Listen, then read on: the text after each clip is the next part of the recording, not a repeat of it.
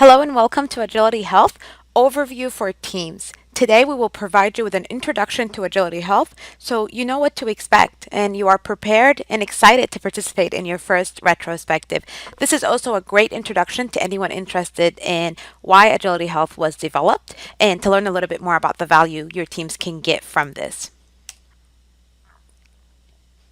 So let's take a look at the challenge. Let's really get started by talking about what problem are we trying to solve. Agile Transformation began in 2009 as a transformation company working with organizations at any stage in their journey. So some that brought us in were brand new and wanted to adapt Agile and understand the processes behind it. Some others were trying to improve and scale Agile across the organization. We helped by providing training and coaching. Our customers always asked us the same question: how are the teams doing? Are we making progress? Where do they need support? How do we know where to help our teams as managers? How do we hear their voice?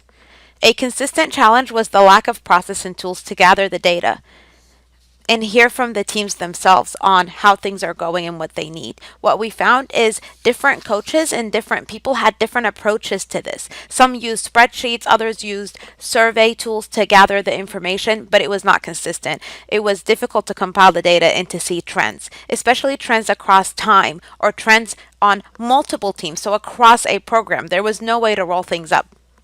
So it was very difficult to draw conclusions. Our president, Sally Alada, was inspired to develop Agility Health as a platform to solve this problem.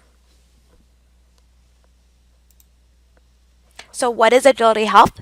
Agility Health is a powerful measurement and continuous growth platform. It's designed for companies that want to accelerate the growth and business agility of their organizations. It is not just for the process of delivering Agile, but it is also for the business side of Agile, the actual discovery processes, and overall, how are we doing from an Agile perspective. At this moment, I invite you to pause this video and to go to agilityhealthradar.com to watch this 3-minute video. Let's dig a little bit deeper into what you saw in the video.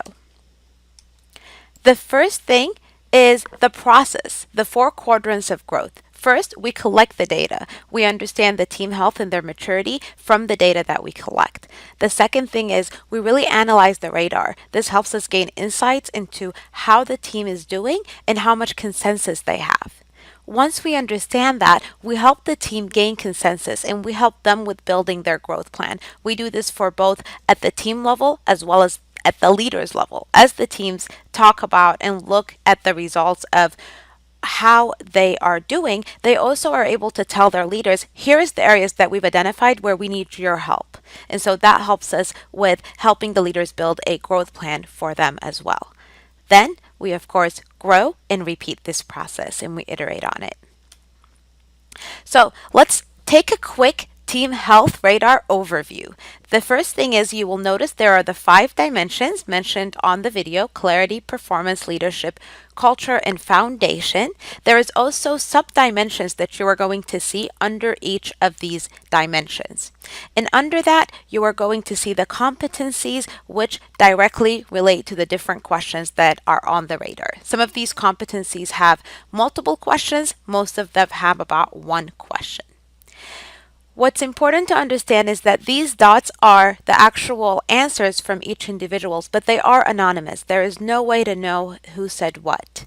It's really important to emphasize that. It's important that everyone is responding truthfully to this radar and to, when you first walk in the room, if you are a facilitator of this, to ensure that everyone understands that their responses are anonymous and that it's a safe environment for them to rate truly how they feel. The second thing is this red line here. This red line is really the average of each area. The other thing here is the shading. So the shading is really going to be the gray. So for example, where we see that there is, in this value delivery, for example, you can see that it goes from an 8 to a 2.5. So there is a lot of shading and variance here.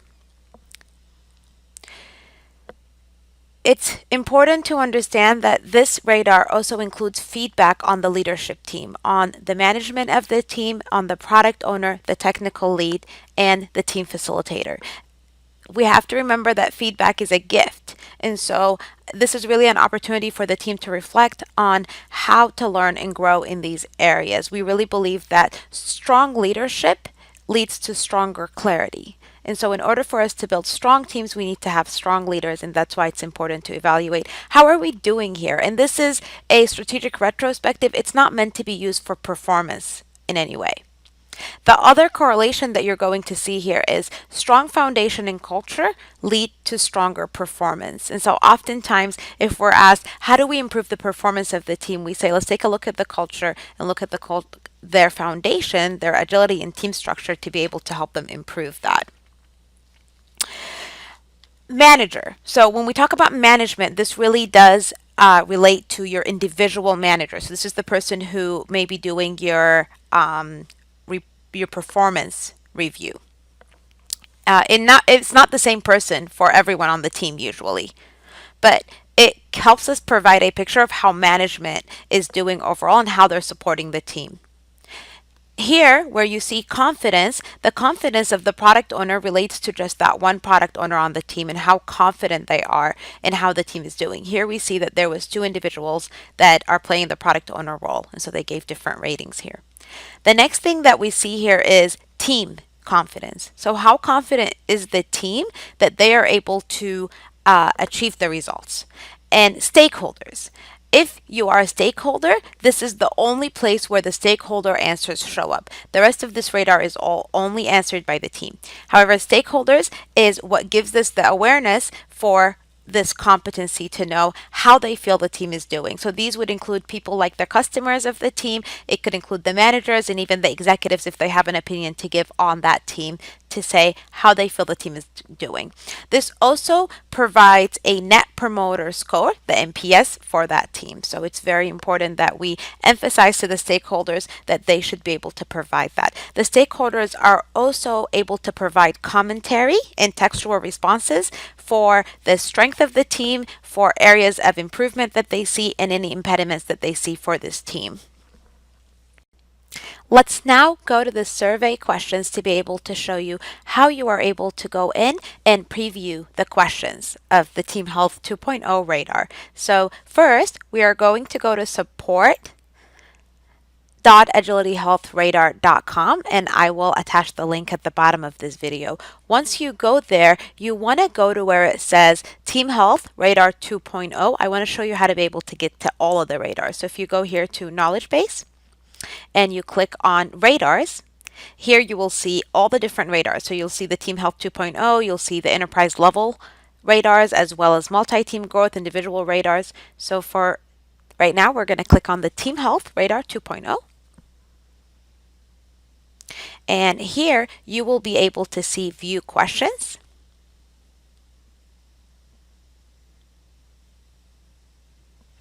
And this will give you the preview of the questions.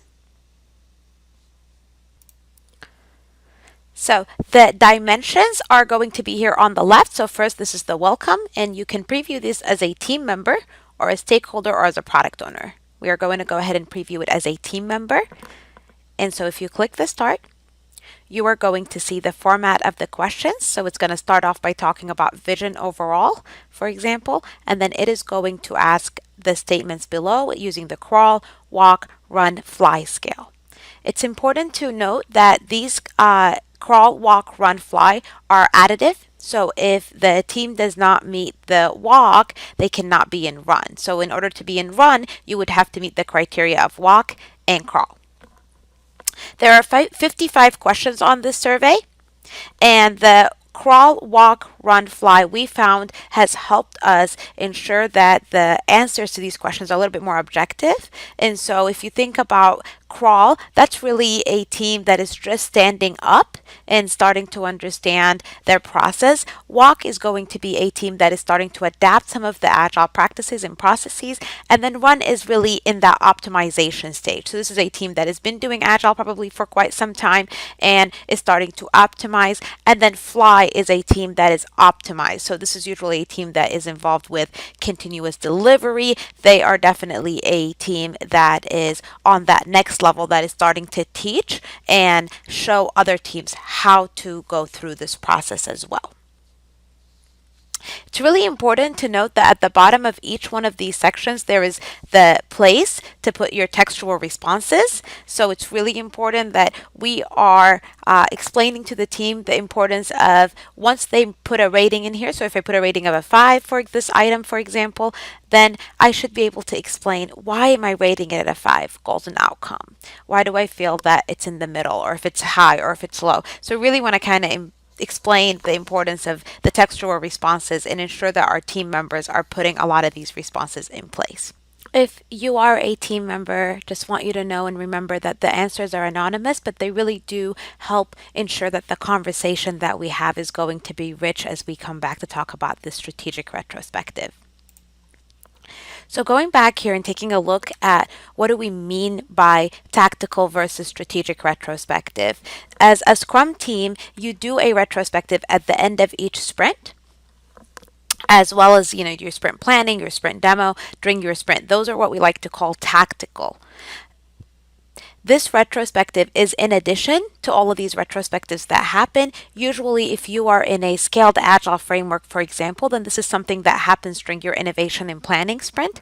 Otherwise, if you are just doing regular sprint, then this is something that would happen in your quarterly release/retrospective. This would replace that.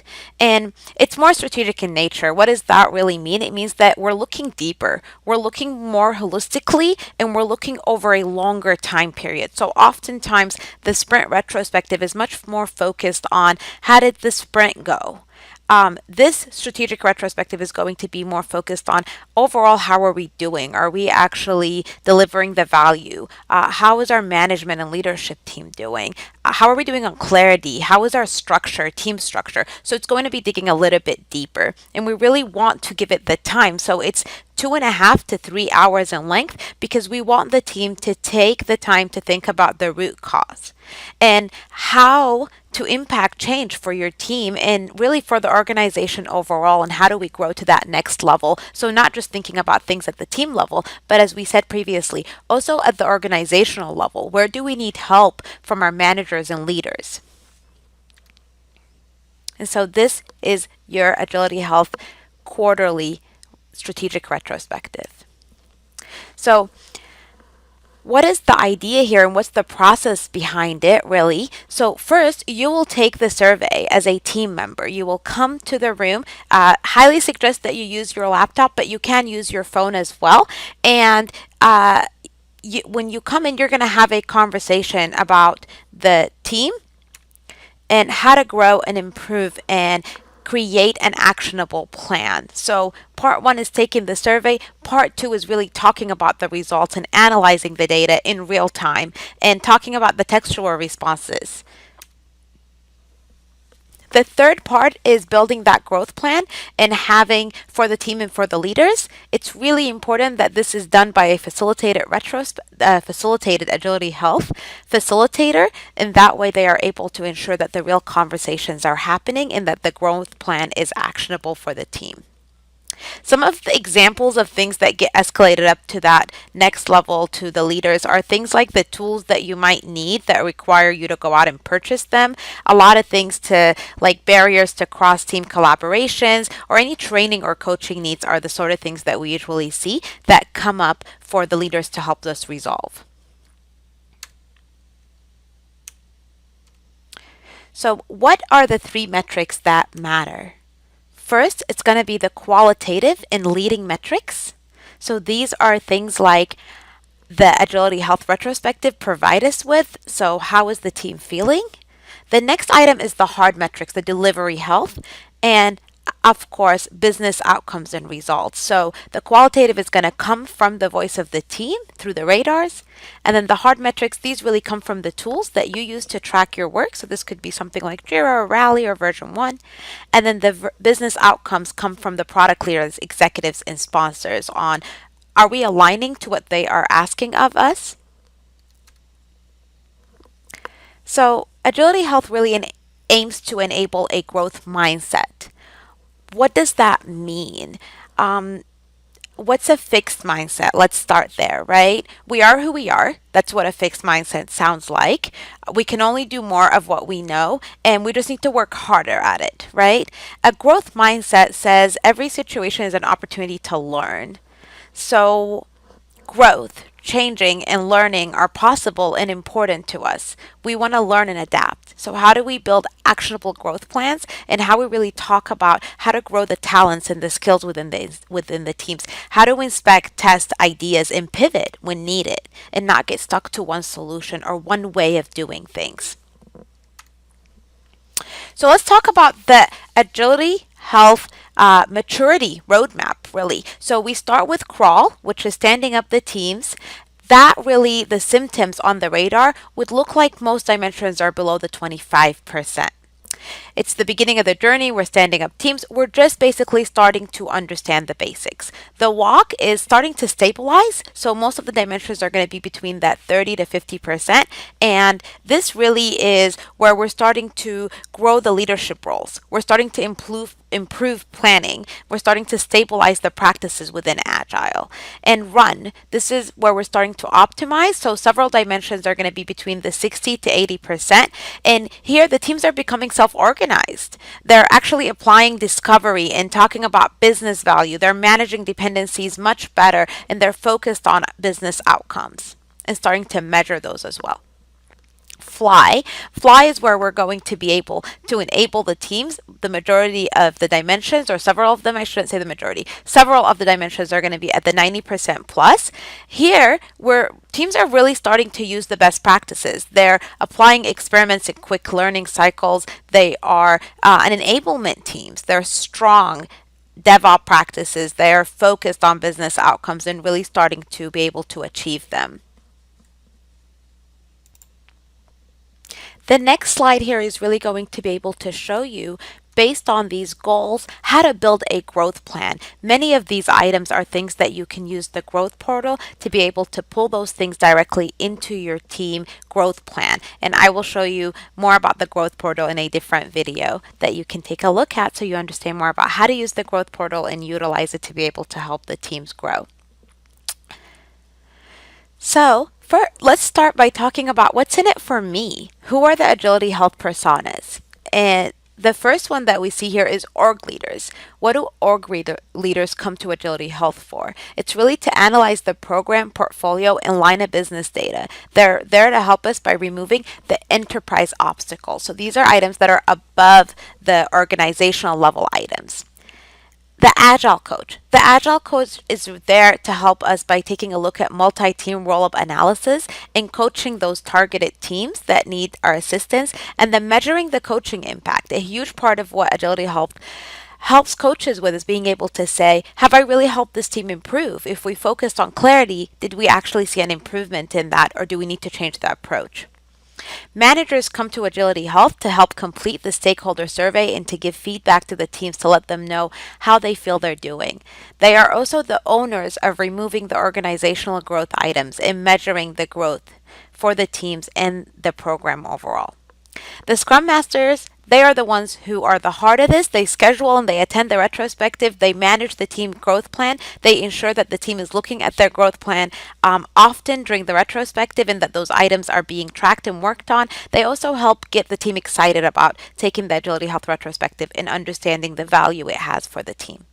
The team members complete the assessment. They help analyze the result. They build and own that growth plan, and they're really the ones who go out and execute the team growth plan. We want to ensure that growth is the focus of the organization at large. And so, therefore, we're really focused on growing at the team level, at the multi team level, and at the enterprise level. The question that we often hear is, how do I see, if I'm a team member, am I able to see the management and the multi-team growth items and the enterprise items? So really this depends on your role within Agility Health. Team admins and team members will only see the growth items for their teams, and leaders of those teams will only see the growth items at the multi-team level. And the enterprise leaders, of course, senior leaders will be able to see the items that relate to them at the enterprise growth levels. Leaders use the list of issues escalated from the teams and we tag them as organizational issues to create a backlog. So, really, we want the leaders to start practicing the same thing that the teams are practicing of having a backlog of items that they're working on and demoing to the teams and saying, here is what we are working on. And here's how we're helping you. So, for example, multiple teams could have an issue with environment instability. And so, if we see that, then what is that? Multi-team organizational growth team doing to solve that, and how do we demo back to the teams and let them know that we're working on that for them. Team growth items really flow up to org growth items when they're escalated, and then the org growth items that the multi-team, which usually consists of management and coaches, cannot solve, flow up to the enterprise growth items, and that becomes something that the senior leaders will own. The other way is true. Business outcomes flow down. So we have business outcomes at the senior leaders level that become program level or multi-team level items, and then those items get broken down into stories and become part of the team goals and things that the team is going to work on. Let's take a look at what this actually looks like within the tool. So you will go to the growth items dashboard, and here you'll be able to filter down by the items that you want to view: organizational, team, or enterprise. Let's take a look at a few sample growth items. So, a product owner wants to improve communication of our roadmap. As a team, we would like our product owner to improve the communication of our upcoming roadmap so that we can plan ahead and understand the vision of where we're going. And then we will include some very specific acceptance criteria. We're going to build a roadmap for quarter 1 and 2. We're going to share that roadmap with the team, get input and feedback, and we're going to keep the roadmap in a visible area. We really encourage the teams, and we encourage you as a Scrum Master and facilitator to ensure that the acceptance items are actionable and things that we can follow up on and ensure that everyone on the team understands them. Here's another example of something that we might want to ensure that we do, which is to create a Scrum Master job description with a list of responsibility as it relates to our organization and team so that we know what to expect from our Scrum Master. Here's the Kanban view within the tool. When I show you guys the demo, you'll be able to see that you can go into the tool, create backlog items of growth items, and then move them to in progress and to done. And this will help ensure that everyone on the team understands where things are at. But also, if you are working on an organizational growth item and you move that item, that will send a notification to the team to let them know that the org team has actually pulled that item in, which is really nice.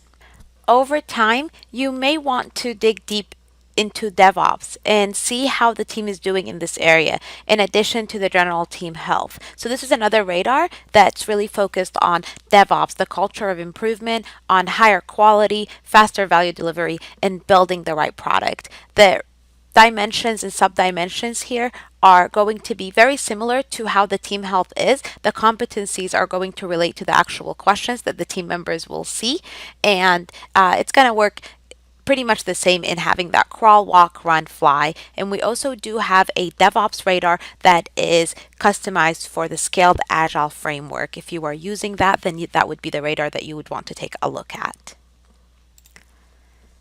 We also have a safe release train health radar. The safe radar is focused on PI planning event, PI execution, delivery, the results, and planning readiness. So under planning readiness, you'll see preparation and art organization.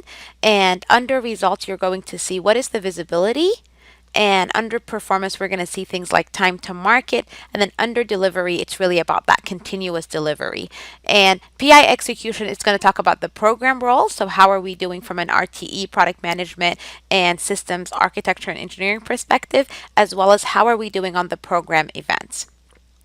There's also going to be the PI planning event, which is going to talk about how are we doing from the inputs and outputs and how is our planning process. Created in partnership with Scaled Agile, and It is created for the release train leaders to assess how they are doing as a team for the release train, and also it helps them on how can they grow and improve. We oftentimes also want to ensure that we are getting feedback from the team members on this process for the overall program, so that they have that would be their customers that are giving them responses on how they feel they are doing. This can be done in addition to the team health retrospective that the teams within the train are doing to provide information on the overall release train health. Typically, we conduct this as part of the innovation and planning sprint, and at the end of the PI to provide input into the program level improvements and action plan for the upcoming PI. Oftentimes, we bring in the information into the inspect and adapt, and we use it on building our growth plan.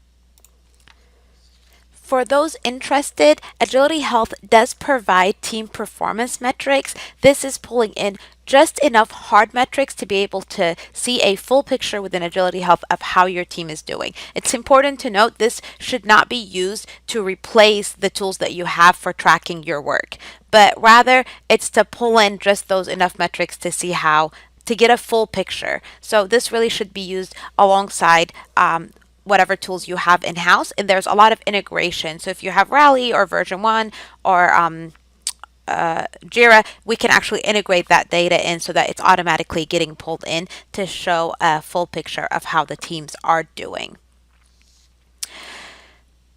No, this right here, the customer satisfaction, the NPS, comes directly from the stakeholders. As we talked about earlier, that is that confidence that they are showing us when they give those results.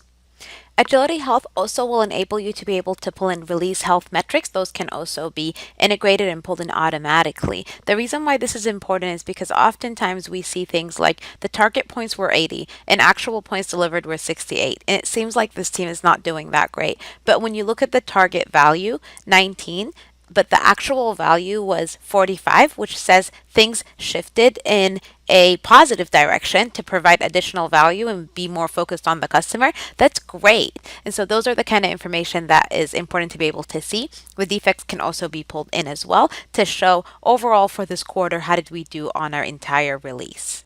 Another really powerful view is being able to look at program improvements quarterly. So for this program, we can see for leadership, there was a decrease. We can see for culture, there was an improvement of 16%. For foundation, we improved. And for clarity, there was an improvement. And for performance was an improvement. So it's really important to be able to see how are we doing, not just across the program overall, but over time, are we improving from our first retrospective, our baseline that we did, to the next time, the next quarter that we took this assessment.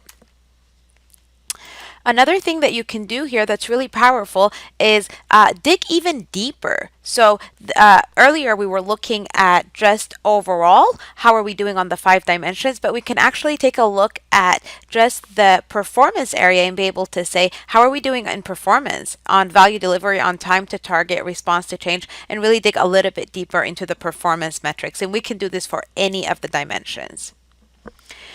We can also do this with qualitative and hard metrics and business outcomes. Those can also be trended over time to show the value delivery. So things like number of users or customer engagement, the number of sales that we have, how much in sales did we provide, those sort of things can also be tracked over time to be able to show how are we doing. Thank you so much for listening to this overview for teams of Agility Health. If you would like a demo of Agility Health, please listen to the next video. And you can find all of this and so much more on support.agilityhealthradar.com. Under resources, you will be able to find a set of videos that will help you with how to use Agility Health. Thank you for joining today.